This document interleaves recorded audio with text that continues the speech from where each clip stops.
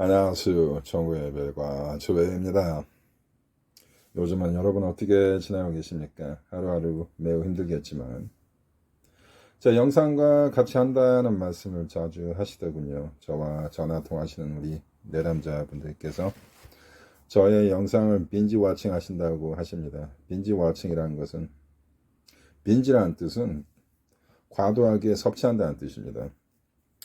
빈지 드링킹이라고 하죠. 술을 이렇게 과도하게 마시는 거. 하여튼 뭐든 도움이 된다면 좋겠습니다. 자, 오늘 여러분한테 드리고 싶은 말씀, 이런 질문 제가 많이 받는데요. 제가 지금 노컨택을 진행을 하고 있는데 과연 이 노컨택 정말 먹히고 있는 건가요? 이런 말씀 저한테 자주 하십니다. 자, 제가 이렇게 말씀을 드릴게요. 노컨택이라는 것은 지금 현재는 아무것도 보이지 않지만 그 상대는 반드시 여러분의 사일런스, 여러분의 침묵에 대해서 언젠가는 큰 갈등을 겪고 여러분이 보여준 침묵에 대해서 궁금해하며 그 궁금증이 증폭될수록 여러분을 그리워하는 마음이 생기고 결국은 여러분도 그들을 정리했다라는 그러한 단념적인 현상을 그들도 겪게 됩니다. 그 사랑했던 사람들 사이의 단절이라는 것은 굉장한 충격입니다. 여러분이 그들한테 일방적으로 이별 선언을 받았기 때문에 무언가 굉장한 유포리아를 여러분한테 선사했던 그 관계, 그 어떤 선사죠, 선물이죠. 사람이 자기 자신을 선물로 여러분한테 선사하는 거 아니겠습니까? 하는 것이 아니겠어요? 그런 원천이 봉쇄가 된다는 것은 사막을 가다가 오아시스를 발견했는데 오아시스가 말라가는 과정을 바라보고 있는 그러한 답답하고 절망적인 심정일 것입니다. 사랑이라는 것은 사막의 오아시스 같은 것입니다. 우리 모든 인류는 사랑에 굶주려 있습니다. 하지만 진정한 어른은 사랑을 받기보다는 사랑을 주는 사람들이죠. 하여튼 여러분은 뭔가 여러분한테 달콤하고 여러분의 생명의 원천이 되었던 그 귀중한 사랑이라는 것을 잃어버렸습니다. 거기에 대한 굉장한 단절감, 손실감, 충격, 여러분만 느끼는 게 아닙니다. 그들도 느낄 수 있습니다. 그들이 그걸 느끼게 해줘야 합니다. 여러분 스스로를 많이 과소평가하는 성향이 있는데 그렇지 않습니다. 제가 늘 하는 얘기죠. 여러분도 얼마 전까지만 해도 동방에 빛나는 별이었습니다.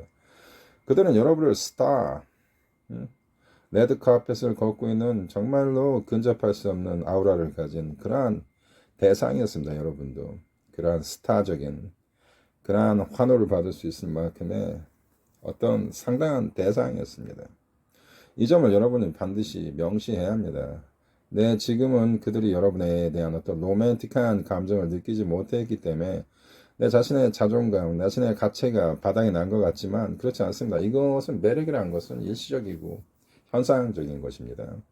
언제든지 복귀 가능한 것입니다. 그래서 그들이 한 결정을 좀 존중해 줄 필요가 있다. 그들은 이런 생각을 반드시 합니다. 제가 수많은 영상에서도 얘기를 했지만 여러분은 언젠가 아직도 어딘가에 그들을 그리워하며 그들을 애타게 기다리며 나를 강렬하게 원할 것이다. 그러한 어떤 나르시즘을 가지고 그들은 산다고 얘기하지 않았습니까? 근데 이것은 여러분이 간헐적으로 매달리거나 자주 매달릴 때 그러한 자신감을 그들이 가집니다.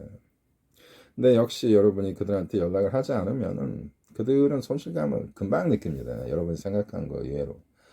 지금 45일째 노컨택인데 반응이 없어요. 정말 노컨택 먹히고 있나요? 이런 질문 많이 받는데 예, 먹히고 있습니다. 45일 정도면 그들도 손실감이나 여러분한테 이별을 당했다는 그런 느낌을 받을 만한 때입니다. 그러나 그들이 한 결정이기 때문에 함부로 여러분한테 연락을 하지 못하는 겁니다. 그들이 여러분한테 연락을 취할 때는 이 위에서는 그들 역시 그들만의 많은 어떤 용기를 얻기 위한 자기 자신만의 투쟁, 자기 자신의 어떤 고통, 고민, 이런 과정을 겪어야 합니다. 제가 늘 얘기하지 않습니까? 당신을 찬 X의 심리 변화 과정. 그 변화 과정이 굉장히 중요한 겁니다. 그렇기 때문에 눈에 보이진 않지만 사실 긍정적인 방향으로 다가오고 있는 것입니다. 여러분, 보이지 않는 것을 믿는 것이 바로 종교입니다. 종교의 힘. 무언가를 믿는 거죠. 형이상학적인 것을. 그러한 태도로 여러분이 이 재회의 과정을 받아들여야 합니다. 어쩔 수 없습니다. 이것은 현실입니다. 자, 이런 분들 많이 계십니다. X한테 연락이 왔다. 심지어는 X가 보고 싶다라는 얘기를 한다. 이거 뭐 굉장히 에픽한 스테이트먼트라고 여러분이 볼 수 있어서 여러분도 거기에 발을 맞춰서 관계 이야기를 꺼내거나 다시 잘해보자. 이렇게 굉장히 에픽한 스테이트먼트로 여러분이 날릴 수 있어. 굉장히 자연 발생적인 어떤 현상이라고 볼 수 있어요. 근데 절대 그러면 안 됩니다. 제가 늘 얘기했죠. 상대에게 연락이 오거나 카톡이 오거나 전화가 오거나 심지어는 빵부스러기 그들의 카톡이나 여러분의 카톡이나 인스타에 글을 남기거나 라이크를 누르거나 사진을 올리거나 절대 반응을 보여서는 안 된다. 무반응은 매력입니다. 제가 늘 얘기하죠. 자, 여러분의 X한테 후버링이 왔습니다. 일단 무조건 후버링으로 보시는 게 안전합니다. 일단은.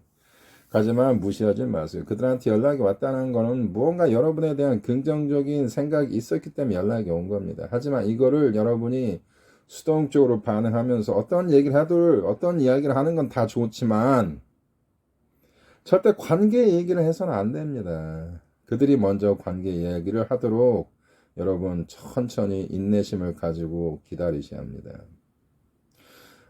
그들이 결국 관계 이야기를 하지 않더라도 계속 만남이 이루어지면 좋은 것이고 여러분이 계속 데이트를 신청하거나 만남을 이니시에이트를 해도 됩니다.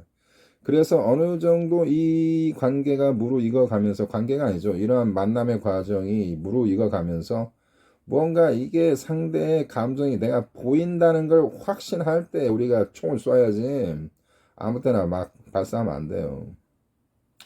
이렇게 그들한테 전화 한 번 온 거, 카톡 한 번 온 걸 가지고 우리가 너무 능동적으로 급발진해서 너무 능동적으로 움직이면 실패합니다. 그런 분들 매우 많습니다. 자, 후버링은 뭐 좋은 현상은 아니지만 제가 이렇게 말씀드리겠습니다. 후버링과 재회는 백지한장 차이입니다. 후버링이 온다는 건 매우 좋은 것입니다. 하여튼 그들한테 연락이 오는 건 엄청 좋은 것입니다. 하지만 여러분이 경계해야 합니다.